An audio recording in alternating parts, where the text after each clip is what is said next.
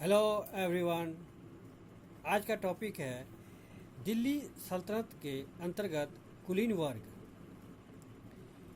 बिना किसी संघर्ष के ही कुतुबुद्दीन ऐबक को राजगद्दी मिल गई थी, क्योंकि मुज मुज्जी कुलीनों के द्वारा उसे श्रेष्ठ मान लिया गया था तथा उसके प्रति वफादारी प्रकट की गई थी। दिल्ली की राजगद्दी पर जब इल्तुतमिश बैठा, तभी भारत के तुर्क कुलीन वर्ग का उदय हुआ। ताकत के बल पर कुलीनों के द्वारा अपने प्रमुख का चुनाव किया गया। नेतृत्व तथा प्रभुसत्ता के लिए अब वंशक्रम तथा नामांकन का महत्व समाप्त हो गया था। शासक के चुनाव में दिल्ली के कुलीनों की महत्वपूर्ण भूमिका होती थी तथा तुर्कों के शासन की राजनीतिक गतिविधियों की दूरी दिल्ली बन गई थी। भारत में प्रभुसत्ता संपन्न तुर्क शासन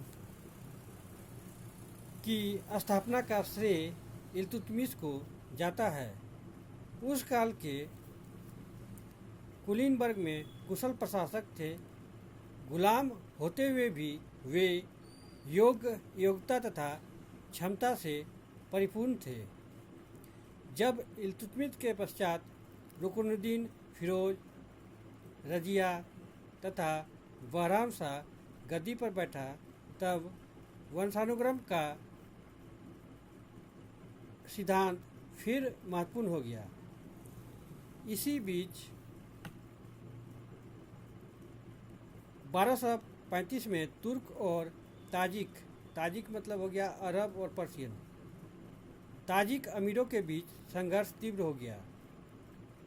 इल्तुतमिश की मृत्यु के पश्चात जब तक बलबन गद्दी पर बैठा, तब तक उत्तराधिकार के प्रश्न पर निर्णय चहलगानी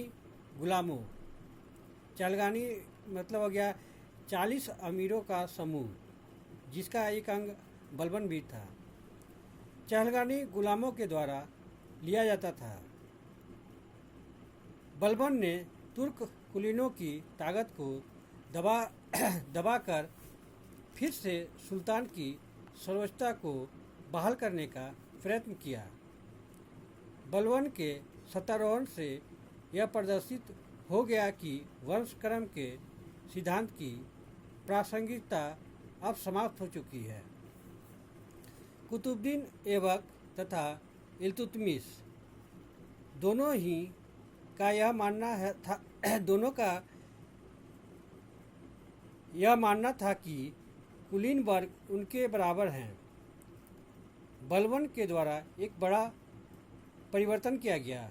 अमीरों के साथ उसने दूरी कायम की तथा रायत के देवी सिद्धांत को प्रतिपादित किया। उसने अपने पूर्वजों को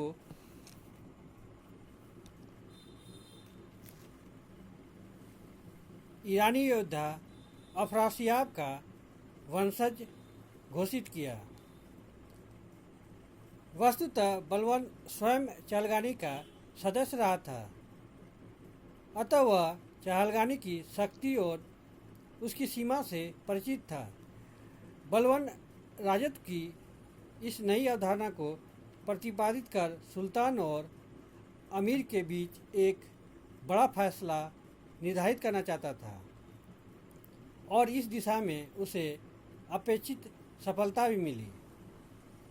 उसने ईरानी पद्धति से प्रेरित होकर, जो निश्चित ही गैर इस्लामी थी, सिजदा का मतलब होता है सिर झुकाकर नमस्कार करना, और पेबोस का मतलब होता है कदम चुनना की पद्धति लागू की।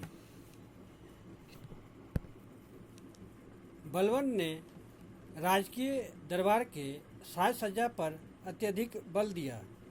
अमीरों से यह अपेक्षा की जाती थी कि वे पंक्तिबद्ध होकर दरबार में खड़े होकर सुल्तान का स्वागत करे तथा आमिर हाजिब नामक अधिकारी बड़ी ही कठोरता से उनका निरीक्षण करता था। बलबन ने आचरण की शालीनता पर अत्यधिक बल दिया। न तो स्वयं वह खुलकर हंसता था और न ही अमीरों को फुहर हरकत करने की छूट थी। बलबन ने स्वयं शराब को तिलांजलि दे दी। वह पूर्ण राजकीय पोशाक में ही अपने नौकरों के सम्मुख भी उपस्थित होता था। बलबन ने इल्तुतमिश के कुलीनों की ताकत को कमज़ोर बनाने का प्रयत्न किया। जब 1290 ईस्वी में जलालुद्दीन खलजी गद्दी पर बैठा तब यह प्रमाणित हो गया कि प्रभुसत्ता और राजत्व हमेशा वंशानुक्रम पर आधारित नहीं होते हैं। गद्दी का उत्तराधिकारी बनने के लिए क्षमता तथा शक्ति भी महत्वपूर्ण घटक होते हैं। खिलजियों तथा तुगलों के शासन में कुलीन वर्ग के दरवाजे विभिन्न पृष्ठभूमियों के लोगों के लिए खोल दिए गए थे और अब इस पर तुर्कों का एकाधिकार नहीं रह गया था। हबीब के अनुसार गुलाम सुल्तानों के काल में ऊंची नौकरशाही का सदस्य होना किसी भारतीय मुस्लिम के लिए मुश्किल था और हिंदू के लिए नामुमकिन, लेकिन ऐसा प्रतीत होता है कि खिलजी क्रांति के परिणाम स्वरूप हालात में परिवर्तन हुआ। अमीर खुसरो ने अपने रचना खजानुल फुतूह में बताया है कि मंगोलों, अली बेग और तरगी के खिलाफ सुल्तान अलाउद्दीन खिलजी ने 30,000 घुड़सवारों की एक सेना भेजी थी, जिसका अधिकारी एक हिंदू मलिक अखूर बेग मैसारा था। मोहम्मद बिन तुगलक के शासनकाल में निचले वंश के लोग, चाहे वे हिंदू हो या मुसलमान, की स्थिति उस प्रक्रिया की स्वाभाविक प्रकाष्ठा थी जो 150 साल से चली आ रही थी। मोहम्मद बिन तुगलक की आलोचना करते हुए बर्नी कहते हैं, उसने दीवाने बिजारत का मतलब होता है राजस्व मंत्रालय। दीवाने बिजारत हिंदू और सिंध के सबसे निचले वंश के पेरा माली के हवाले कर दिया और उसे मलिकों, अमीरों, वलियों तथा मुक्त के गवर्नर के रूप में बैठा दिया। लोदी के समय में सिकंदर लोदी तथा इब्राहिम लोदी को छोड़कर कुलीनों के विषय में शासकीय दृष्टिकोण का निर्धारण कबीलाई बराबरी की अफगानी धारणा के आधार पर होता था। बहलोद लोदी अपने राजस्व सिद्धांत में संपूर्ण प्रभुत्व संपन्न सुल्तान के आदर्शों को अपने सम्मुख नहीं रख सका। उसने अफगान सरदारों से जनजातीय भावना के अनुकूल समान व्यवहार किया, उन्हें जागीरें दी तथा दिल्ली से लूटी हुई संपत्ति में से बराबर का हिस्सा दिया। सरदारों के सामने वह कालीन पर बैठता था, न कि सिंहासन पर। इस प्रकार सुल्तान सरदारों में से एक बड़ा सरदार था।